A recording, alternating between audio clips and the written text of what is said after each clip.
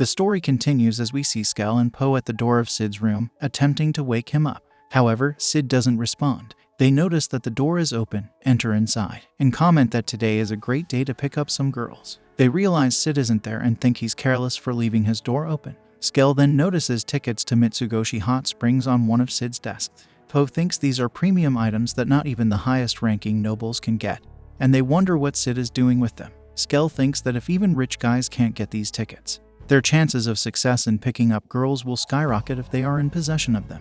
This might even help them get somewhere with the glamorous girls of Mitsugoshi. They notice there are 6 tickets. They decide to go to Mitsugoshi and invite Nu, who is working outside, to join them at the hot spring resort. Nu takes them inside after seeing the tickets in their hands. She asks them how they came into possession of these tickets, mentioning that they are only given to a chosen few. She wonders how these idiots who are outside their establishment got their hands on them. Skell stutters and gives the excuse that they received the tickets as a gift. However, Nu doesn't believe them and deduces that they could only have stolen them or found them on the floor. Under pressure, Poe reveals that he took the tickets from his friend Sid's room, stating that Sid would have given them the tickets since they are friends. Nu wonders if they are referring to young Master Sid Cage Nu, and Poe confirms that they are. They then use Sid's name to ask Nu out on a date again. Nu tells them to shut up, thinking that Lord Shadow wants numbers to assemble. She asks if Sid will be present on this date, and Skell mentions that he will be. Nu then reflects on how she never imagined that Shadow would use the students of the academy to send such a complicated code.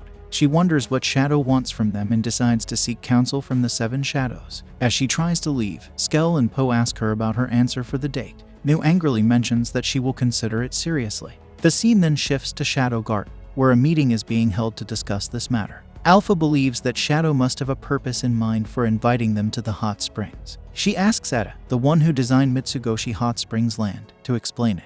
Etta mentions that it's a relaxation resort complex set to open next week, themed around the legend of the Dragon's Tears. Alpha asks her not to read the entire description straight from the brochure. Epsilon reflects that Lord Shadow told them about the legend of the Dragon Tears on a faithful day. In a flashback, it's revealed that after dealing with a faction of the Cult of Diablos, a dying member mentioned that they would never get their hands on the Dragon's Tears. Shadow realized something and asked the girls if they had heard about the Dragon's Tears, which they had in the region's folklore. He instructed them to dig up the entire region, promising a dazzling radiance. 3 days later, Shadow left in a hurry, and Alpha discovered a hot spring. They built the hot spring resort, believing Shadow had something else in mind, as he was interested in the legend of the Dragon Tear. Epsilon notes the absence of dragon magic, and Zeta suggests the dragon might be a metaphor related to the cult. Gamma doubts their knowledge, stating it's impossible to be sure with current data. Alpha is confident they'll learn more if they go on the hot springs date with Lord Shadow. Epsilon mentions there are 6 tickets, with 3 going to Lord Shadow and his friends. This means only 3 of the 7 shadows can accompany him. Beta wonders which 3 will go, and Nu claims she was asked personally, but Alpha disagrees, stating the mission is only for the 7 shadows. Epsilon accuses Alpha of power harassment, referring to the wisdom of Shadow.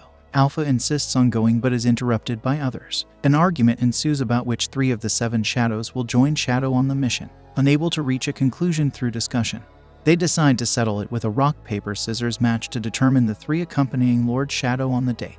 The scene then shifts to Giller's meeting Skell and Poe outside the hot spring resorts the next week. Beta notices that someone is missing, and Poe tries to change the subject. Zeta, however, asserts angrily that she can't see Sid with them. Poe reassures them that Sid is just running late, lifting the girls' spirits. They agree that it would have been better if they had known from the start. The group decides to change into their swimsuits, but Poe is concerned about the rule of having an equal number of guys and girls on a group date. He worries that one of the girls might end up as a 5th wheel. To buy time, they decide to tell a story that Sid will be joining them later. The scene then shifts to Elizabeth and Marie joining them, and Skell and Poe feel that today is the day they will become men. The scene then cuts to the 7 shadows changing into their swimsuits. Alpha expresses disbelief that Shadow is not present.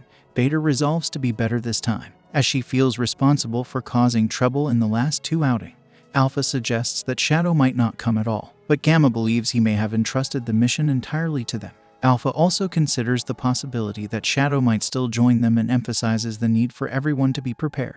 The girls then change into their swimsuits. We then see Skell, Poe, and 2 of the girls playing volleyball by the pool. Delta attacks Zeta with the volleyball, causing a diversion that sends the ball towards Skell, sending him flying into the pool. Delta and Zeta start fighting. Gamma and Epsilon notice this from afar and wonder what the 3 of them are up to. Gamma thinks they should have been chosen for the mission instead, but Alpha assures them that it's fine as the others seem to be having fun. She reflects that it's been a while since they spent time just playing around, speculating that perhaps this is what Shadow wanted all along. She suggests that the break might be for their well-being, considering their continuous battles without rest. Alpha clarifies that she's just speculating, lacking the ability to comprehend what Shadow is truly thinking. Etta then mentions that she has detected an abnormal magical signature underground. Skell and Poe are seen floating around the pool, unaware of how they got there. They wonder where the girls went, and Skell speculates that they might be in the girls' bath. Poe reveals that this place caters to the needs of every visitor, including swimsuit-less girls' baths. Skell suggests peeping on the girls if they are bathing without swimsuits, considering it their duty. The scene then shifts to the girls taking bath.